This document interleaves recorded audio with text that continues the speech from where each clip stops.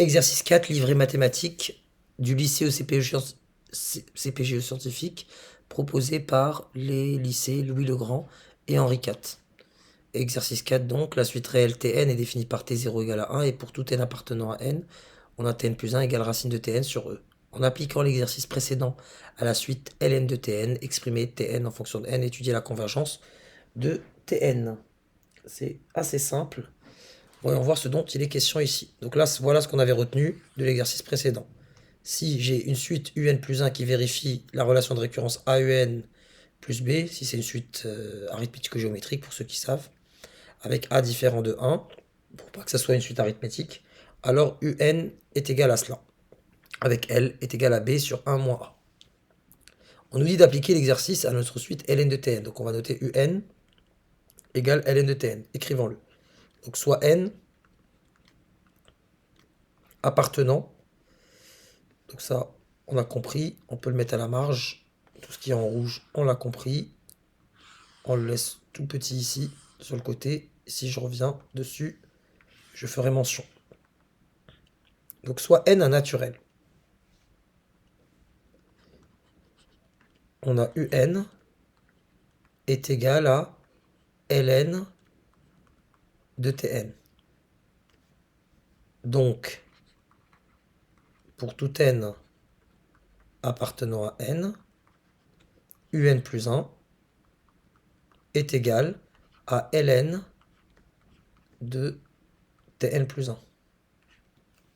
Donc, pour tout n appartenant à n, UN plus 1 est en fait égal au logarithme népérien, puisque j'ai Tn plus 1, la relation de récurrence, je sais que Tn plus 1 est égal à racine de Tn sur E, donc sur E puissance 1. Le logarithme népérien va transformer ce quotient en différence. Donc ln de racine de Tn moins ln de E à la puissance 1. Je rappelle juste rapidement ici à la marge que racine de x pour x réel, c'est pareil, x positif, c'est égal à x sur puissance 1 demi. Donc ici, ça me donne, pour la suite, ln de Tn, pour tout n appartenant à n, bien sûr, puissance 1 demi, moins, donc exponentielle de x et ln de x sont réciproques l'une de l'autre. Donc ça me donne 1, ce qui me donne enfin 1 demi de ln de Tn moins 1, soit j'obtiens 1 demi. C'est quoi mon Tn justement?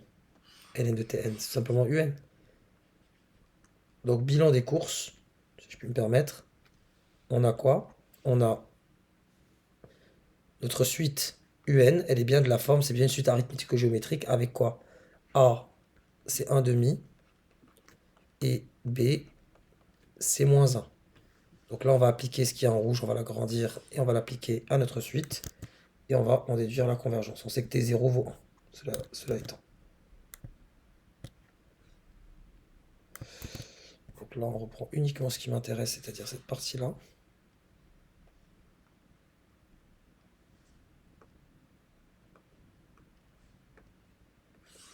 Cette partie-là, je la prends et je la mets en dessous et je l'applique à ma suite, puisque j'ai bien vérifié, donc mon A est différent de 1. Donc L ici, pour le coup, étant égal à B sur 1 moins A, ici, L, il sera égal à B qui est moins 1 moins 1 demi, c'est 1 demi.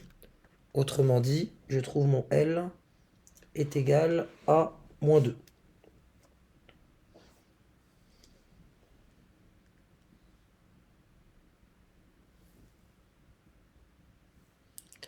Moins 2 ici. Très bien. Ça me permet d'écrire ici. Bon, j'ai besoin de U0. U0, c'est ln de T0. On m'a dit que T0, ici, ça valait 1. Donc, ln de T0, c'est ln de 1. Ce qui me donne 0.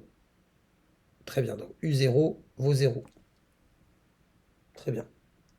Ce qui me donne UN égale, j'ai plus qu'à appliquer tout bêtement, c'est U0 moins L, donc c'est 0 moins 2, a qui multiplie un 1 à la puissance n, plus L, donc plus, du coup moins 2 ici. Soit UN qui est égal, je simplifie l'écriture, moins 2, donc ça fait 2 fois 1 demi à la puissance n, moins 2. Voilà. Donc, j'ai trouvé UN en fonction de n. Et du coup, qu'est-ce que je remarque? Donc j'avais UN égale ln de Tn. Donc UN était égal à ln de Tn. Et j'ai réussi à exprimer UN en fonction de n. Autrement dit, je viens de vous dire que, en gros, ln de Tn, pour n, voilà, pour n entier, hein. ln de Tn, puisque UN, je l'ai exprimé ici, ln de Tn, c'est égal à 2 fois 1 demi à la puissance n moins 2. J'introduis l'exponentiel des deux côtés. Que se passe-t-il? Ça me donne exponentielle de 2 fois 1 demi à la puissance n moins 2 est égal à exponentielle de ln de Tn. Et vu la réciprocité de ces deux fonctions, ça me donne Tn est égal à exponentielle de 2 fois 1 demi à la puissance n moins 2. Bah là, forcément, la limite devient très simple, puisque Tn, je l'écris en grand. Tn, j'aboutis au fait que c'est égal à exponentielle de 2 fois 1 demi à la puissance n moins 2. Et 1 demi appartient à l'intervalle moins 1, 1. Donc, sa limite, quand je l'élève à la puissance n, ça plus l'infini, ça me donne 0. Donc, par produit et somme, la limite de 2 fois quelque chose qui tend vers 0, moins 2, quand n tend vers plus l'infini, tout simplement, c'est égal à moins 2.